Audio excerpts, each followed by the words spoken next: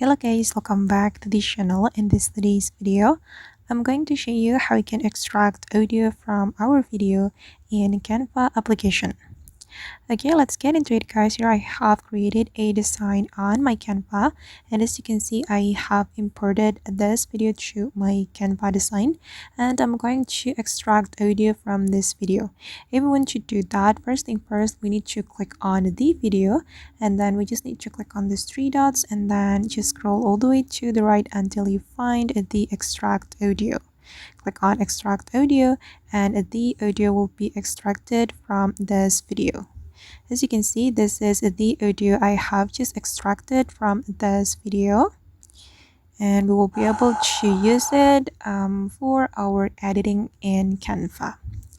Alright guys, and that's how we can extract audio from our recorded video in Canva. I hope this video will be useful for you. Thank you so much for watching, and if you found this tutorial useful, don't forget to hit the like button, leave your comments, and also subscribe to this channel. See you in the next video.